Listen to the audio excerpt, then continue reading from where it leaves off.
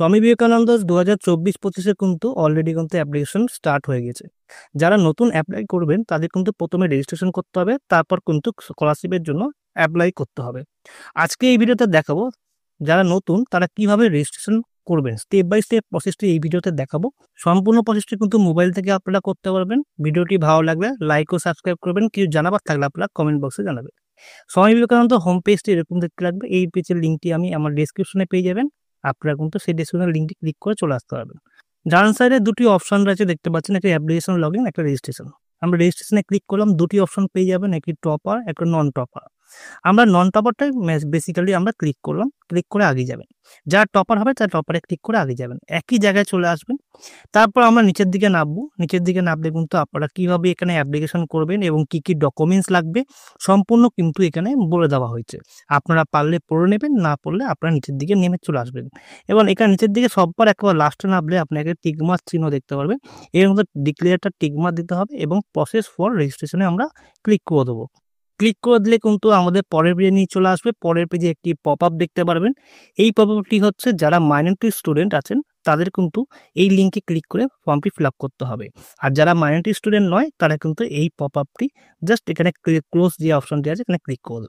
তারপর আমরা দেখতে পাচ্ছি যারা স্কুলে পড়াশোনা করছেন হায়ার সেকেন্ডারি তার জন্য সবার প্রথম একটা, এবং দ্বিতীয়টা হচ্ছে পলিটেকনিক বা কলেজে যারা পড়াশোনা করছেন তাদের জন্য পলিটেকনিকে যেই অপশনটি আছে সেই অপশনটা ক্লিক করবেন।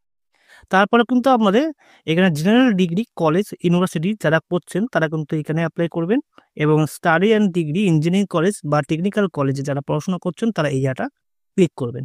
এবং তার নিচের দিকে আপনাদের দেখতে পারবেন যারা মেডিকেল নিয়ে পড়ছেন বা নার্সিং নিয়ে পড়ছেন তাদের জন্য কিন্তু এটি নিয়ে করবেন।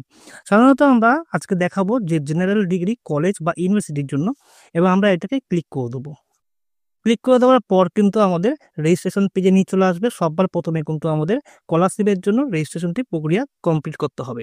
সবার প্রথমে আপনারা দেখতে পাচ্ছেন name of qualifying public examination. সবার প্রথমে এখানে বলা হচ্ছে যে আপনি কোন পরীক্ষায় আপনি পাস আউট সেটি কিন্তু আপনারা এখানে সিলেকশন করে নেবেন।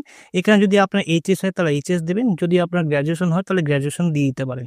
তারপর আপনাদের কিন্তু কোন বোর্ড থেকে আপনার পাস করেছে সেই বোর্ড বা কাউন্সিল বা কলেজ বা ইউনিভার্সিটি যেটি হবে আপনারা সেটি বসিয়ে দেবেন। এবার ইয়ার অফ কোয়ালিফাইং এক্সামিনেশন কোন সালে আপনি পাস আউট করেছেন সেই সালটি কিন্তু আপনারা বসিয়ে দেবেন। এখানে কিন্তু সালটি বসিয়ে দেওয়ার পর নিচে কিন্তু আপনাদের যে রোল নাম্বারটি আছে সেটি আপনারা বসাবেন। আর যারা এই বছর ধরুন 1 বছর ড্রপ দিয়েছেন তাদের ক্ষেত্রে কিন্তু এখানে ধরুন 2023-এ আপনারা লাস্ট করছেন, 2023 আপনারা সিলেকশন করলেন, এবং তার ডান সাইডে আপনারা দেখতে পাচ্ছেন রিজন ফর নন অ্যাডমিশন 2023। রিজনটা চাইছে কি কারণে আপনি অ্যাডমিশন নিতে পারেননি, ফাইন্যান্সিয়াল প্রবলেমের কারণে নাকি হেলথের প্রবলেমে, সেটি যেটি আপনাদের মানে আপনাদের প্রযোজ্য হবে সেটি আপনারা কিন্তু সিলেকশন করে দেবেন। করে দেওয়ার পর কিন্তু নিচে আপনার রোল নাম্বারটি দেখতে পারবেন, রোল নাম্বার বসিয়ে দেবেন। আমাদের এখানে ফ্রেশ আমরা 2024 এখানে সিলেকশন করে দিলাম। করে দেওয়ার পর নিচের দিকে নামলে আপনারা কিন্তু দেখতে পারবেন এখানে লেখা আছে পাসিং ইয়ার অফ 10 স্ট্যান্ডার্ড। এখানে কিন্তু ক্লাস 10 যে কোন ইয়ারে আপনি পাস করেছেন সেই ইয়ারটি কিন্তু আপনারা এখান থেকে ড্রপ ডাউন থেকে সিলেকশন করে আপনারা কিন্তু বসিয়ে দেবেন। এখানে ড্রপ ডাউন করবেন, এখানে আপনাদের যে ইয়ারটা হবে সেটা বসিয়ে দেবেন। বসিয়ে দেওয়ার পর আপনাদের ক্লাস 10-এর যে রোল নাম্বারটি সেটি কিন্তু আপনারা পাশের ঘরে বসিয়ে দেবেন। বসিয়ে দেওয়া হয়ে গেলে আপনারা যে লাস্ট পরীক্ষাটা আপনারা পাস করেছেন সেই লাস্ট পরীক্ষায় আপনারা কত নাম্বার পেয়েছেন টোটাল সেটি আপনারা কিন্তু এখানে টোটাল মার্কস অফ 10-এর জায়গায় বসিয়ে দেবেন, এবং আউট অফে আপনারা লিখে বসিয়ে দেবেন যে আপনারা টোটাল কত নম্বরে পরীক্ষাটা হয়েছিল। বসানো হয়ে গেলে আপনারা নিচের দিকে নামবেন। এখানে কিন্তু তারপরে আপনাদের যে টোটাল পার্সেন্টেজটা হয়েছে সেই পার্সেন্টেজটা কিন্তু আপনারা বসিয়ে দেবেন।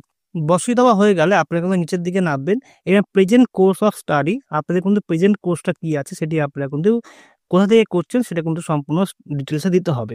সবার প্রথমে আপনাদের সিলেক্ট ডিস্ট্রিক্ট বলছে, আপনাদের ডিস্ট্রিক্টে যেটি হবে সেই ডিস্ট্রিক্টে আপনারা কিন্তু সিলেকশন করে নেবেন। আমাদের যেহেতু কলকাতা থেকে আমরা দিচ্ছি তাই কলকাতাটা আমরা সিলেকশন করে নেবো।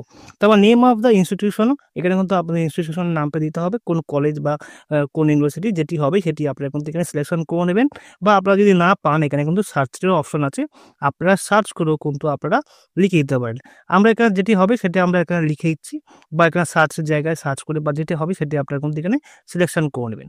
তারপরে চলে আসবেন নেম অফ অ্যাফিলিয়েটিং ইউনিভার্সিটি। আপনাদের যে কলেজটি কোন ইউনিভার্সিটির আন্ডারে আছে সেটি কিন্তু আপনারা এখান থেকে সিলেকশন করে নেবেন। যেটি আপনাদের হবে সেটি আপনারা কিন্তু এখান দিয়ে সার্চ করে আপনারা নিয়ে নিতে পারেন, অথবা আপনাদের এখানে ড্রপ ডাউনে ক্লিক করলে আমাদের যেটি হবে আপনারা সেটি কিন্তু আপনারা সিলেকশন করে নেবেন। এখানে কিন্তু আমি যেগুলো দেখাচ্ছি সেগুলো একটি ডেমো দেখাচ্ছি। আপনারা কিন্তু এই ডেমোর দিকে আপনারা কিন্তু আপনাদেরটা বসাবেন না। আপনাদের যেটা হবে সেটাই কিন্তু আপনারা বসাবেন। তারপরে কিন্তু আমরা দেখতে পাচ্ছি নেম অফ প্রেজেন্ট কোর্স। আপনাদের যে প্রেজেন্ট কোর্সটি করছেন সেটি আপনারা সিলেকশন করে দেবেন। তারপর আপনাদের ডিসিপ্লিন অফ কোর্স যেটি আপনারা লিখে দেবেন।